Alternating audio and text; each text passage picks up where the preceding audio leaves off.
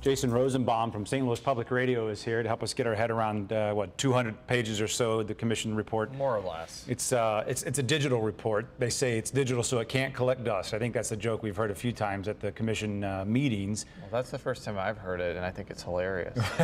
I don't believe you for a second. The governor's called it unflinching. I think some commissioners have said it's unflinching. Is it? I think in a way it is, because if you read the first part of it, it is a pretty blunt assessment of how racially divided St. Louis is and how economically and socially divided St. Louis is. And I think that was purposeful. If you ask people on the commission why they put that in there, it's because other commissions that were started after racially charged riots overlooked race and overlooked social divisions. And I think that they were purposely trying to avoid that. And I think that the governor wanted an unflinching look at the root causes that were kind of behind the unrest that happened after Michael Brown's shooting death. And I think if you read at least the first part of the report that lays out the thematic elements of it, I think they may have reached their goal there. So it's frank in its assessment of the situation. Is it? What do you think about the calls to action that they've come up with? There were several. There were like 200 or something originally, and they whittled them down. There were dozens, and some of them are signature, which were highlighted closer to the top, as well as a lot of non-signature calls to action.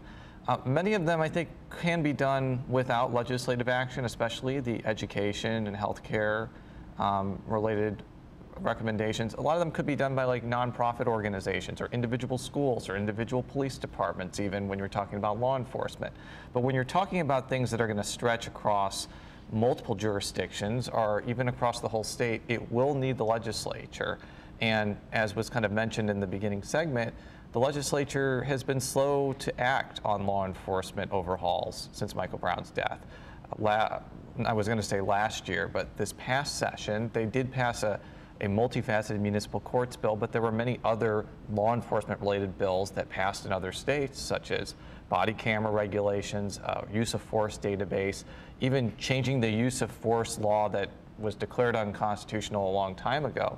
None of those ended up passing, and I think that's where a lot of the pessimism comes from that. Even some things passed in state, like Texas, for instance, passed some things that we did not. Is that right? Texas passed a pretty comprehensive body camera law that actually funds body cameras in other police departments. And Texas is arguably a more conservative state than Missouri. They have a Republican governor. I think actually every statewide official in Texas is Republican, and they have a very Republican legislature.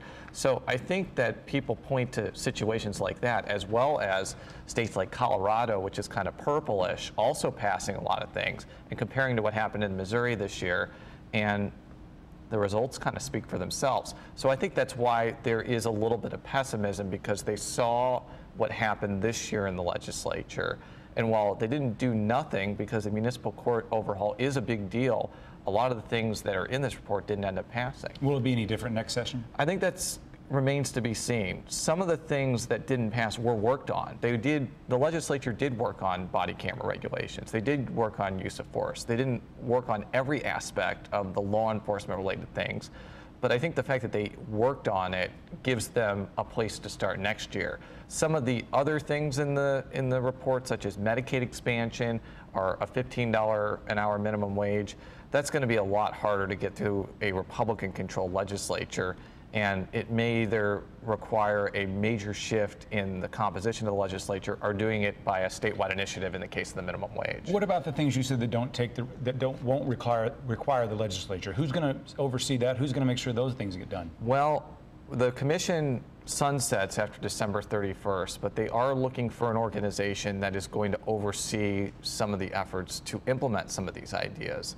And again, some of the people that are going to be carrying the ball, especially in the St. Louis area, there'll be nonprofit groups, there'll be education activists, because a lot of the things in the report have to do with education, and while some of it might require some legislation, you could probably go into an individual school and make changes to the school discipline policy internally without having to pass like an entire law that is done through a state legislature or a local entity. So it's going to be things like that that I think that outside groups could do without the legislature. But again, some of them are going to require legislative action. A lot, as you said, remains to be seen. Yes. Jason Rosenbaum, St. Louis Public Radio. Stay with us.